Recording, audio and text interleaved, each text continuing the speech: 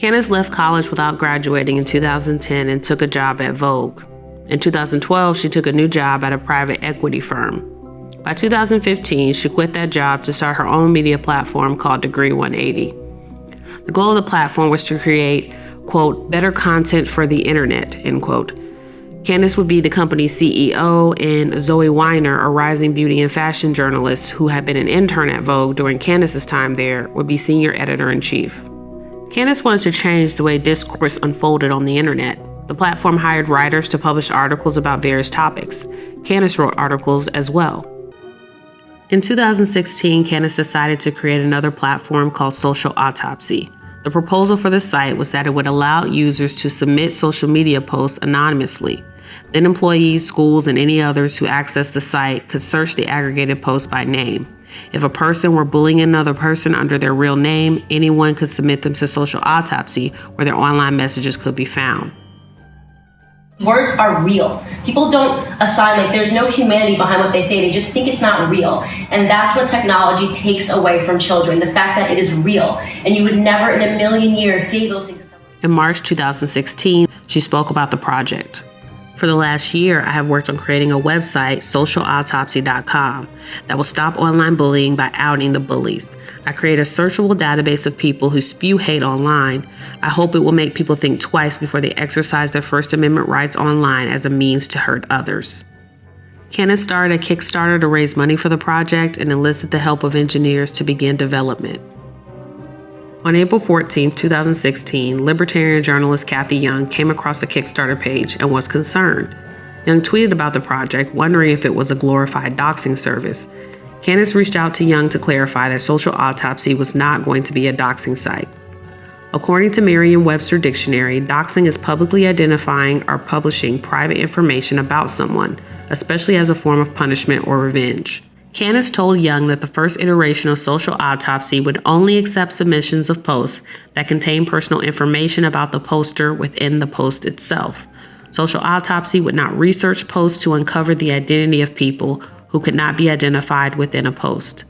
Candace also assured Kathy that the platform would not reveal the identity of anonymous submitters.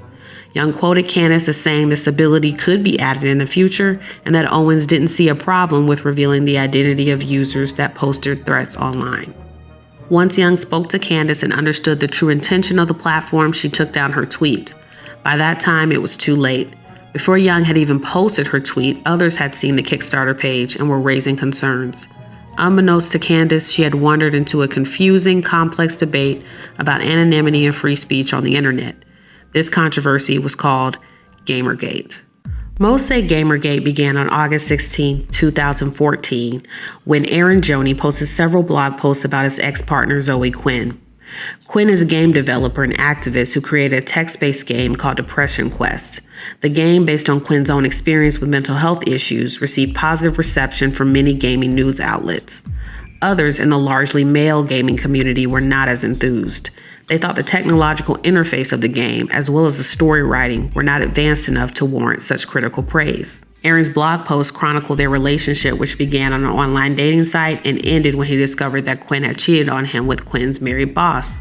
Screenshots of social media exchanges show Quinn did not know the boss was married when the relationship started, and that Quinn did not want the relationship to go public for fear of how it could be misconstrued.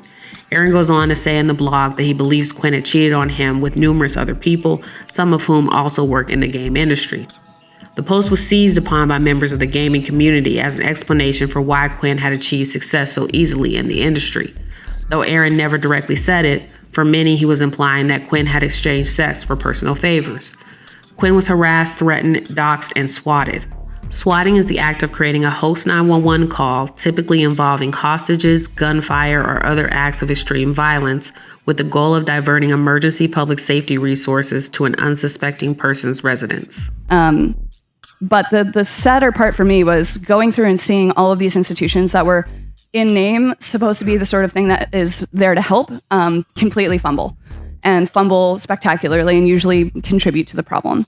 I had to deal with too many members of the press just simply reporting on the false accusation that I had, if you actually look at what would have taken this for this to be true, that I had traveled back in time to sleep with a game reviewer that worked for a website I had already written for, so I obviously could not have gotten that connection any other way.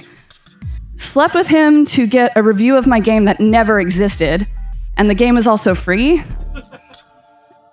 And also, why did I set my target for Kotaku and not like the New York Times or something? Whatever.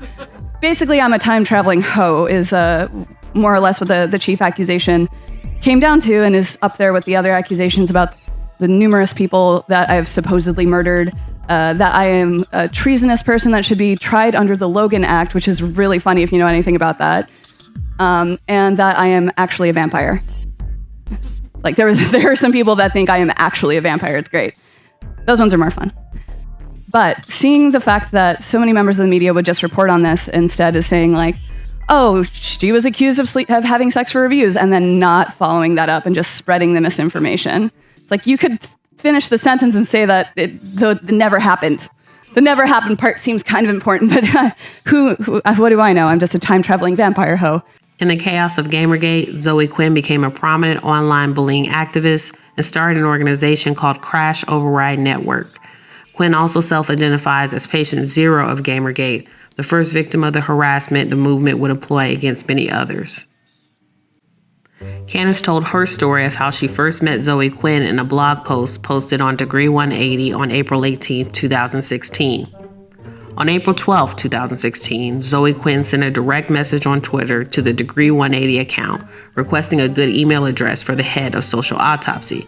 Surprisingly, though she was crowdfunding for an online bullying platform, Candace had never heard of Zoe, Gamergate, or even the term doxing. My idea was big and little at the same time. I wanted to put an end to the era of internet thugging. It is something I've genuinely never understood, how people so recklessly utilize the web to invoke terror upon others. I had examined the correlation between the rising rate of suicides in teenagers over the years and knew that, even if it was never going to be explicitly stated, the age of social media had contributed significantly to its dark rise. I had experienced it myself when I was in high school 10 years earlier. All we had then was Facebook, but the writing was on the wall even then. I was involved in an incident that was labeled a hate crime and exposed as a victim to just how awful the cyber world could be for both the victims and the accused. In an email, Zoe explained past expertise in the anti-bullying activism space and her opposition to social autopsy. She requested a phone call to speak further, and Candace reluctantly agreed. On the phone, Zoe detailed a series of concerns. First, Zoe was concerned that the platform could be used to dox minors. In the week 6, Candace published the creation of Social Autopsy in the Connecticut Press and requested input from several anti-bullying organizations. Candace had never heard this term. Still, Candace explained that phone numbers and addresses would not be included in the database. Only information publicly available on someone's social media profile would be included. She also told Zoe that there were no minors in the database as of that date. Secondly, Zoe told Candace she was concerned that vigilantes would use Social Autopsy to identify bullies and harass them. To this, Candace explained that the search options on the site would not allow users to locate data indiscriminately.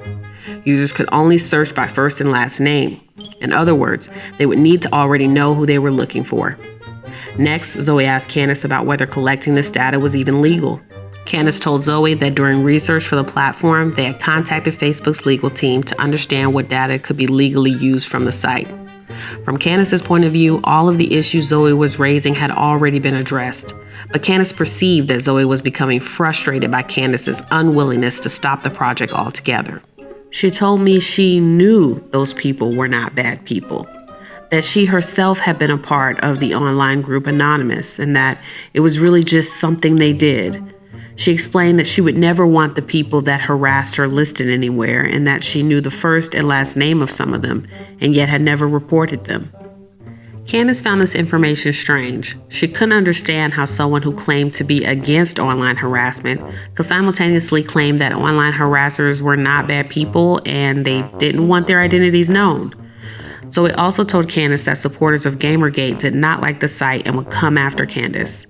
Zoe wanted Candace to pull the project. After thousands of hours of work and dollars in investment, Candace refused. Candace tried to assure Zoe that despite any issues which may arise, she and the team were confident they would have everything rectified before the site went live. The call allegedly ended with Zoe crying and saying, "By then, it will be too late. It'll ruin everything." About an hour after the call ended, Candace decided to send Zoe a polite follow-up email. She didn't understand why Zoe had reacted so strongly to a project which at that point was simply a splash page and a small Kickstarter campaign. However, she believed that she and Zoe were essentially on the same side. This is when things took a further left turn. Candace claims that about 45 minutes after she sent her follow-up email, the Social Autopsy Kickstarter page was bombarded with hateful, threatening, and negative comments. Before speaking with Zoe, the page had no more than 10 positive comments. Suddenly, there were over 100 negative comments. The Kickstarter private messages were also suddenly receiving spam comments. The names of the senders were clearly fake. My initial suspicion was that Zoe perhaps tipped the gaming community off and they were now coming down on us hard. Candace also received a menacing email to her personal email address. Her email address was also used to sign up for 2 pornography sites. The use of her personal email in these attacks stood out to Candace. She expected that negative messages would come to the Kickstarter account if Zoe had, in fact, tipped off others to bring down the campaign. But there was only one person who had recently been given her personal email address. This person was also against Social Autopsy. In a response to Candace's email, Zoe didn't respond directly to anything Candace had written previously. Instead, Zoe alerted Candace that the demo site her team had created had security flaws which were easily exploitable. At this, Candace could not contain her confusion or her anger. The situation continued to spiral out of control. As Candace tried to fight back against rumors that the site was going to be used to dox minors, her detractors were spreading the same rumor to parenting organizations, Kickstarter, and even the FBI. Within 48 hours of being published, the Social Autopsy Kickstarter page was going viral, and not in a positive way. Candace contacted Kickstarter to explain what she believed had happened. She shared the email correspondence between her and Zoe. At first, they told her they understood and would keep the Kickstarter up. But eventually, with all the bad publicity, Kickstarter took the campaign down. On April 15, 2016, online activist Randy Lee Harper posted an open letter about Social Autopsy. During the height of Gamergate, Harper had been a frequent defender of Zoe Quinn and was attacked online as a result. Harper also acts as an activist in online gaming and anti-bullying spaces. I'm giving you this free advice after you decided to publicly shit on Zoe after she tried to talk to you about your platform. Going to Twitter to talk about it immediately afterwards on Social Autopsy account is shady as hell. I see that you deleted the tweet, so I'll remind you of the content. You stated that some Gamergate woman was being aggressive, that she didn't understand what you were doing, and that she started crying on the phone because she was so upset. This is gross. Why would you make a private conversation where she was trying to help you public? You then proceeded to state that she was leading Gamergate and that she's the cause of all the harassing messages you've received. That's right. The person that was the original target of the most publicly known online harassment mob. The woman that made Forbes 30 Under 30 list for her fantastic work in creating Crash Override, a resource for victims of online harassment. Try to patiently give you free advice because we all want to be helpful for new people that are trying to create online harassment solutions. In return, you sent a flurry of tweets with the Gamergate hashtag talking about your conversation, blamed your harassment on her, and told Kathy Young that she was bullying you. You are a fucking idiot. The letter goes on to detail Harper's problems with the idea of social autopsy.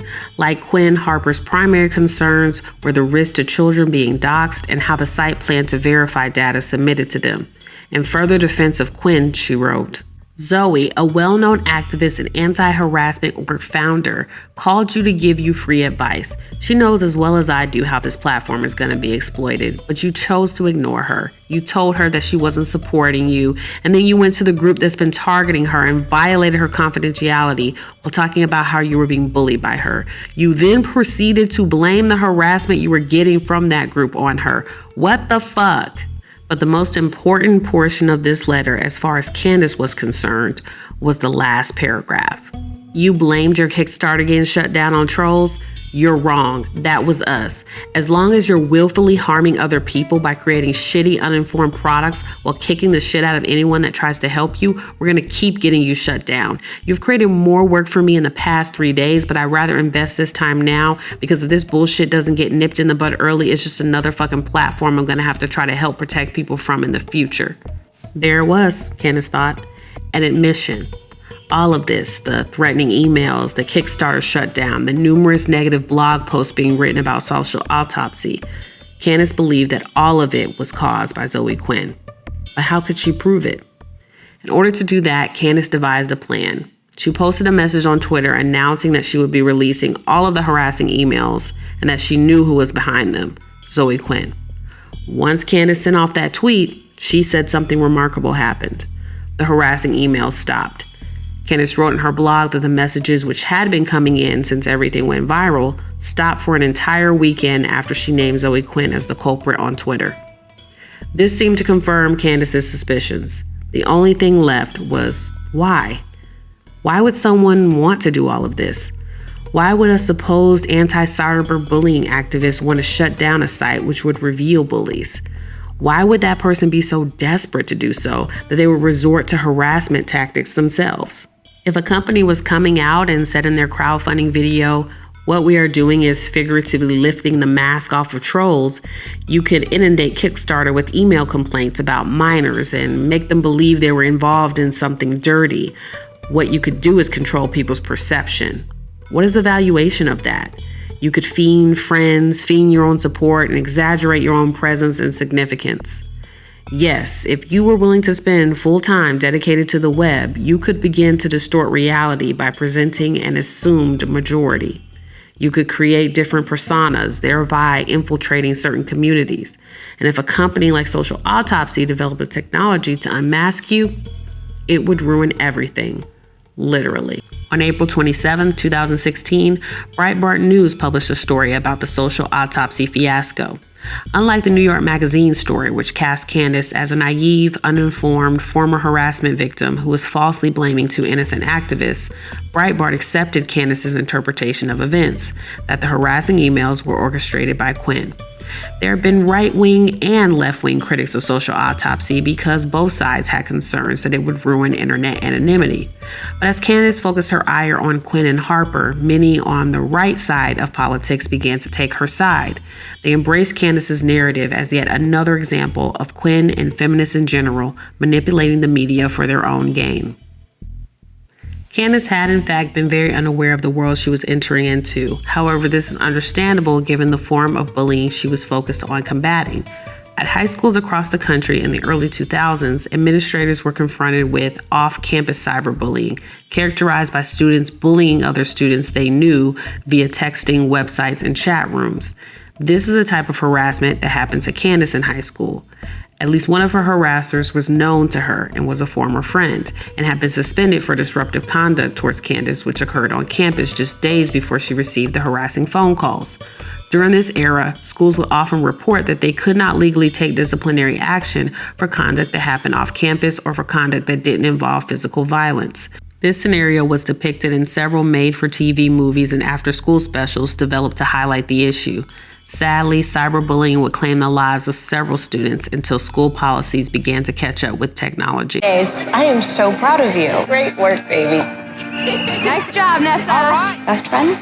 Best friends. That's one thing we don't need to stress about. Did you see how Nessa flirted with Tony? She was all over him.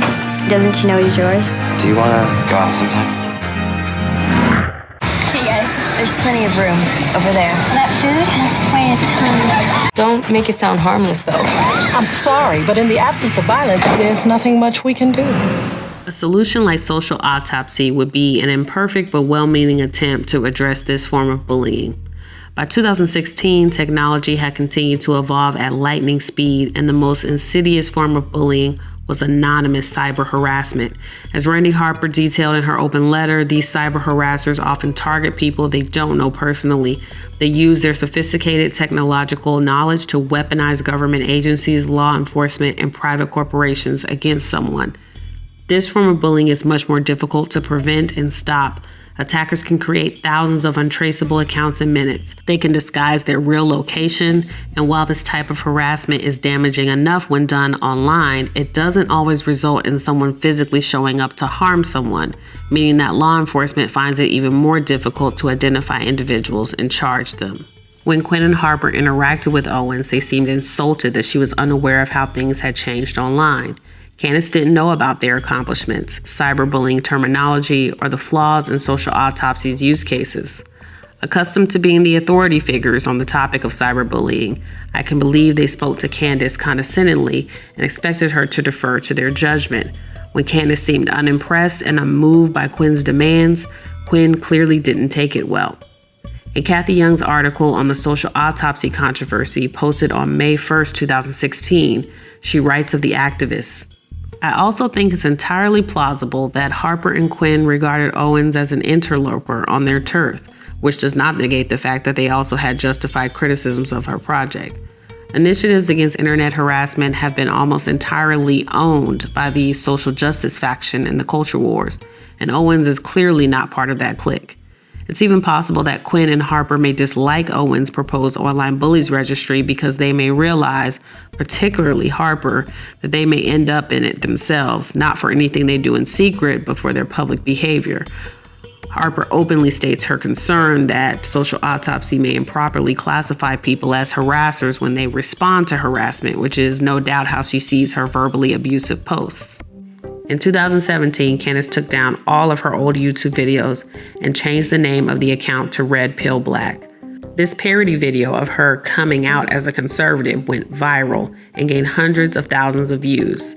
There are some theories that Candace's success posting conservative content was due to family connections, or that Candace was simply copying content from other conservatives that she thought would garner her attention.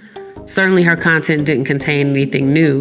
The talking points have been publicized by many other conservatives over the years. But what made Candace's videos different was that she was posting at a time of extreme polarization and high levels of social media engagement. Discussions of journalistic integrity in the gaming world aligned with larger conversations about media coverage and bias happening nationwide. Donald Trump, a billionaire cultural icon and reality TV star, galvanized supporters by calling out what he called fake news, giving a name to what many conservatives believed was a biased liberal media monopoly. Candace, a person who had a background in journalism and at least 2 experiences with social media outrage culture, was poised to seize this moment and rise to the top of conservative media. And it wouldn't be long before others in the conservative world would take notice. After several viral videos, Candace was offered a job as communications director at Turning Point USA, a conservative political organization. She was also invited on many conservative platforms like InfoWars, Dave Rubin, and even Fox News. Candace was quickly becoming an important voice in Trump-age conservatism. Like Trump, Candace was not concerned with political correctness, backlash, or outrage. When interviewed, she gave her views directly with no filter, often going viral on social media, which made her a favorite of conservative news outlets and press. But with all of this attention, Candace would once again find herself in the middle of controversy with people who she expected to be on her side. When trying to launch Social Autopsy, she had said that leftists attacked her, spread rumors, and ultimately got the project shelved. Now in 2017, she would have to face her critics from the right. Many conservatives were questioning her sincerity and believed she was nothing more than an opportunist. They were leery of people who had previously rejected Trump, but were now saying they were supporters after he became president. And it didn't take much digging for them to find Candace's old blog, tweets, and articles. Conservative commentators like Blair White and Tree of Logic were confused as to how Candace could emerge seemingly from nowhere, be fully employed in conservative organizations, and be featured on conservative news platforms, while many other conservatives, including Black conservatives, had been advocating from the political right for years and had received far less fanfare. Debates on YouTube and Twitter erupted as people publicized portions of Candace's past. Some of those conservative critics of Social Autopsy reemerged to voice their concerns over Owens' involvement in the Kickstarter campaign. like a no-no type of a punishment, like maybe it's held for 3 months, and everybody, like all of these schools, we were meeting with principals of schools, of high schools, before we even decided what we wanted to do, to say, how can we help? What would be helpful? What do kids care about? Well, they care about being on the football team, right? What if you said, you're on social autopsy, all these schools have this program, you said this to Carolina, whatever it is, now you don't get to try out for the football team. Something that's like petty. Doxing website would be, I'm using this site to release information about people. But you're saying basically this was going to be an archive home for schools to look at this information and sift through it. Okay. So I think calling it an archive, I mean, it literally is an archive, but it's also a doxing website. Anytime you publish people's personal information, it is doxing. It's not personal information. Why not? Because it was public. Because it was on Facebook, that's still the definition of doxing. If you share someone else's... No, it's not. If you share someone... No, it's not. You can't change the definition of doxing. Hold on. I actually have the definition right here. Good. If you share someone else's personal information without their consent, it is doxing, especially when it comes Google to kids. doxes everyone? I'll finish. Especially when it comes to kids. I mean, she's definitely playing the whole like wanting to protect kids thing, which I think honestly, your heart could have very well been in the right place. But the reality is, when you aggregate information of children and you attach it to where they go to school, which was the intent of your website. In fact, you actually said that it was the best time to be on the website if you were a child because it teaches you. Can you slow down? I literally can't follow you right now. You said that it was the best time to be on your website when you're a child because it teaches them responsibility of what they say online, right? We said that in a video. There are not, no harm, no foul. We didn't want to come out and say we're never going to put a minor on here because, again, the whole reason I thought of the idea was because of what happened to me when I was a minor. Well, it's actually illegal to even put the child's information on there. There was no children, so this is like a fantasy conversation right now. It's not a fantasy conversation. It was your intent. So that's what you don't really understand. You think that because the website didn't actually come to fruition that people still don't have a right to criticize the idea of it. That's exactly what you think. But regardless, you made it very clear that your intent was to put that information on your website. It actually violates the Children's Internet Protection Act. So it was illegal. So that's why your Kickstarter was actually All right, wait, hold on. So let's pause for a second. There were no children. Critiques from the left side of the political spectrum were able to prevent her from becoming a success in liberal media. The attempts to stop Candace's rise on the right, however, failed.